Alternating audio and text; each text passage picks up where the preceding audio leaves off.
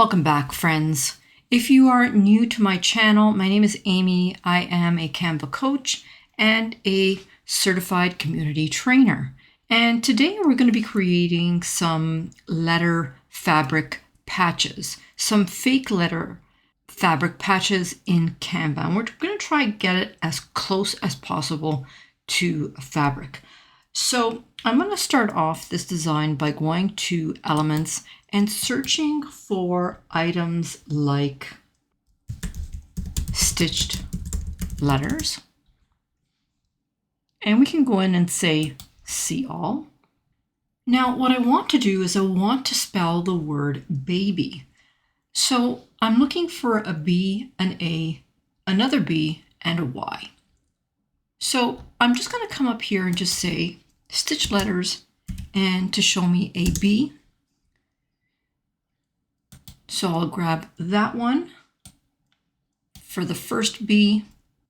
And sometimes you're going to find collections.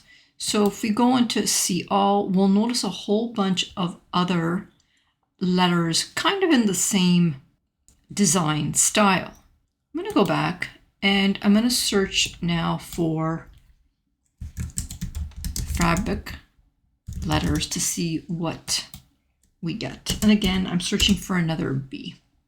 So we can use this one if we want, but really I wanted capitals, but that's okay. I'm going to go to my recently used and grab a couple of more letters that I had. So there's an A and here's a Y. So these are the letters that I'm going to be using for this example. I'm just going to make these a little bit smaller. So these are the letters that I'm going to be using for my example. Now I'm going to create a workspace that is 12 by 12 because I want to layer my letters on top of some other type of fabric. So I'm going to click this up arrow and I'm going to search for more, and I'm going to use the custom option to create a workspace of 1200 by 1200 pixels. I'll just come back here, and what I'm going to do is I'm just going to grab my letters and just drag them into a new page. I'll grab the Y. So now I've got baby. I'll come back here, and what we're going to do is I'm just going to center this, but I'm also going to grab some fabric to go with it. So I'm going to come over to my elements and let's search for some floral fabric. We can go into graphics. And I'll use this one right here. I'm going to set this image as my background. And then I'm going to make this a little bit bigger like this. I'll do the same thing for the A.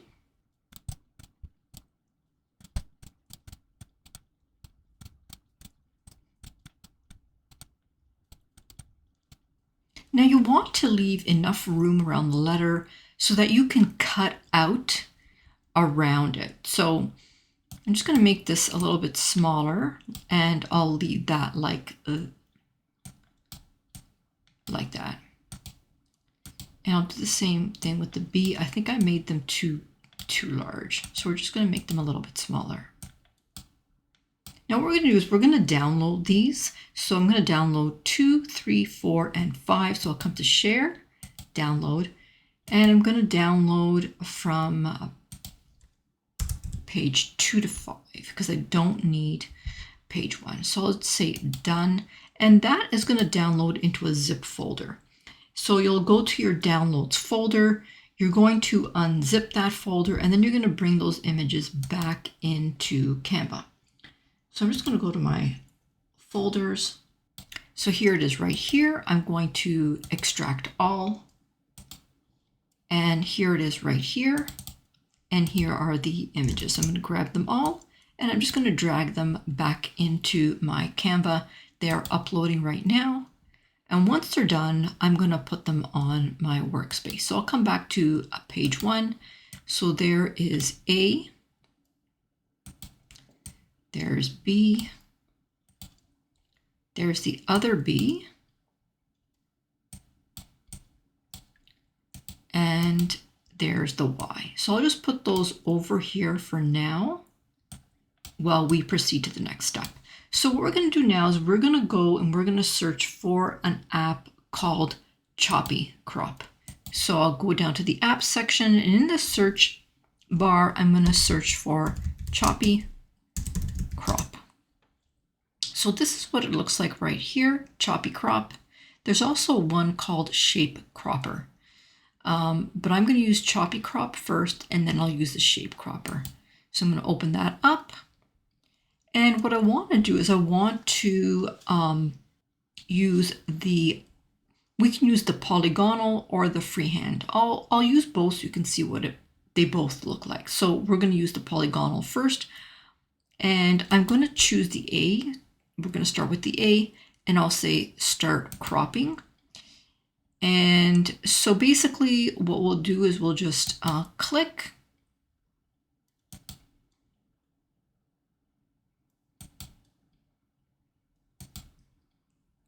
And once you've stopped, you can apply the crop, and that's what the A is going to look like. So there is the A. I'm going to put that right there.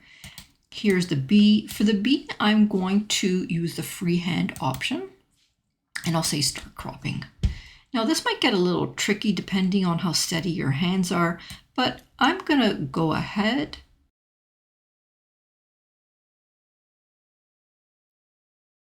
and try and be fairly steady, and then come up and join together there.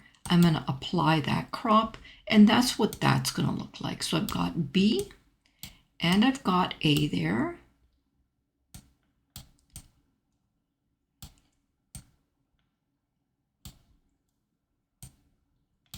And we now have another B. For this one, let's go back out and let's use the other app. So I'm going to remove this, and let's use the Shape Cropper. Now with the Shape Cropper, we really don't have a freehand option. We have frames that we can use. We have letters that we can use. So we can actually use a small letter B. And then we can zoom out a little bit.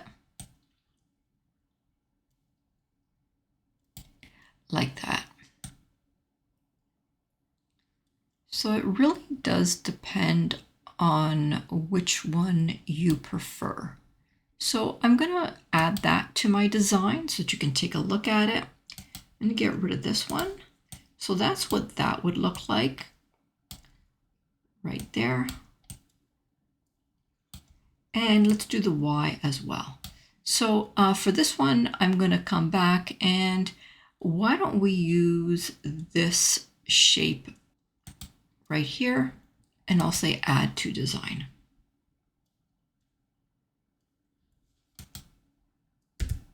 And that's what that's going to look like right there.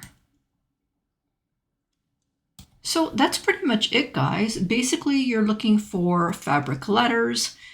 You're looking for fabric to place in the background. And again, these are what you're going to be searching for when you're searching for letters. You're going to look for stitch letters, fabric letters, letter patches, and then you'll just search for fabric to place behind those letters. So what did you think of this tutorial? Did you like it? Did you learn anything new? If you did, press that like button, subscribe, and turn that notification bell on. For now, my friends, I'm going to say bye-bye. Until next time.